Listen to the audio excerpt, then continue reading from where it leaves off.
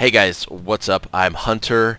Today I'm going to be casting a 1 versus 1 from a recent tournament. This is a best of 5. Although this player's ID comes up as Liquid.HerO, it is not Liquid.HerO. Liquid.HerO has loaned his account to a housemate, I believe, and it's going to be oGs.HerO. HerO at the 12 o'clock position, going to be the red Protoss player. This is Metalopolis. HerO's opponent spawning very close by foot. It's going to be another member of oGs using Riptide's account. This player is oGs.TheStC. The STC had a really strong presence in sort of the Starcraft community, especially over in Korea, near the beginning of Starcraft 2 during the beta and when the retail first launched. But apparently STC's been doing his war duties in Korea. You're forced to at least train with the army, spend, maybe it's 1 year or 2 years, I'm not positive, doing army training. And that's the case in different countries. We're lucky enough, as I'm sure lots of you are Americans or Canadians, not all of you, but some of you, we're lucky enough not to have to do that. But oGs.TheStC hasn't practiced as much StarCraft as maybe he would like, but he's still a really solid player. These guys are both members of the Old Generations clan and should put on a good show for us in this best of 5. This is game 1. We see a very standard opener from Liquid.HerO. In fact, in TVP, you don't usually see any tech revealed until there are ranged units out. Marines and Stalkers, of course, because you need those to get rid of your opponent's scouting units, such as this probe, who's going to see the refinery, and the barracks just finishing up as well. And then HerO's going to need a cybernetics core and a stalker out before he gets rid of the SCV. Of course, that actually gives a Terran player more time to scout than is allotted to a Protoss player. And HerO here, I haven't actually seen very many of his games. I might have caught 1 or 2 of his replays, but yeah, certainly not a lot. So I'm not too akin to what style he plays.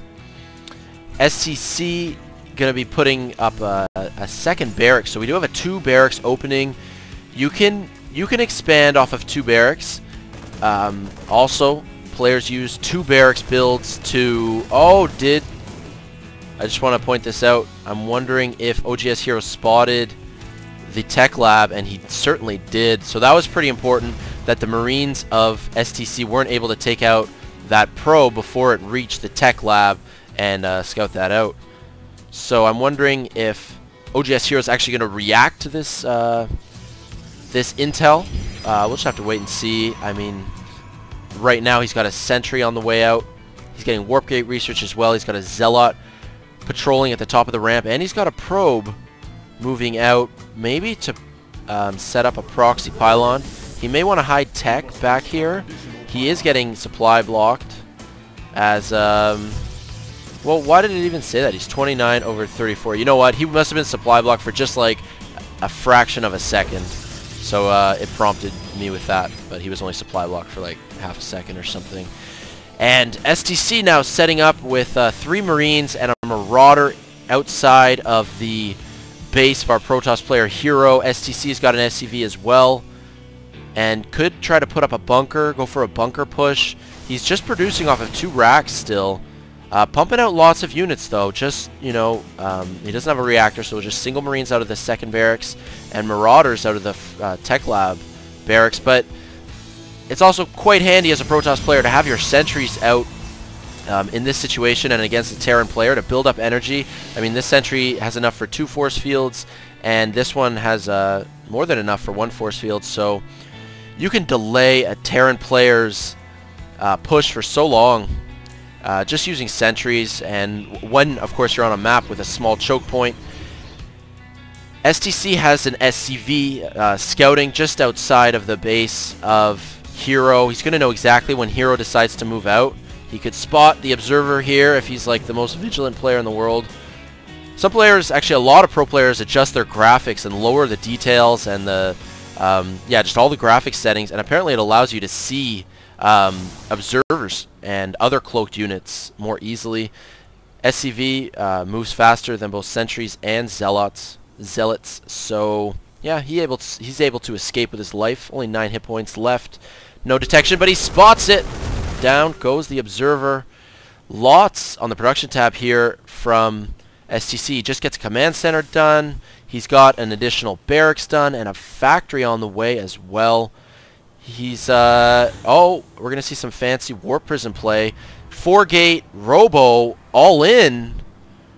You can't support 4-gate robo for very long, so this is actually putting our Protoss player HerO all in. And oh, fancy! Very nice. Blocking off the ramp, preventing all the Marauders and Marines from getting up in the main. And he's going to want to put another force field down. Yes. Oh, this is such a nice tactic from oGs.HerO. Oh, man, STC caught with his pants down. Stuck away from home. All the SCVs, though. Workers going to battle. These Zealots just going to tear them apart. The Workers did get a quick sentry kill, but these Zealots just rip apart other melee units. Oh, poor Workers just getting slaughtered. And STC may look like he's getting put on ice here. And it could very well lose game 1, especially with this Warp Prism in phasing mode. Warps in 4 more Stalkers, and he's finally going to let only half the Terran army up. Just beautiful use of force field, basically winning the game for oGs.HerO. It's not going to be much longer with this, well, relatively short rally point. Having a Warp Prism, some of the best usage of 200 minerals, a great mineral dump this Warp Prism, and oh god, it has just been so effective in this game. No more mining going on at the main base. And finally gets rid of the attacking units of oGs.HerO. But just warps more and more in. This could really be it. Yeah, 4 Zealots. Although, can get kited because concussive shells are done. But we have Zealots down at the natural as well. Gonna stop all mining there as we keep an eye on the income tab. That income graph starting to steep, to slope downward very rapidly for our Terran player STC. And finally, STC taps out and loses game 1. And I just can't emphasize enough, Warp Prisms, I really think that they're an underused unit. And I just love this tactic, how HerO was really able to catch STC off guard. Okay, thanks guys.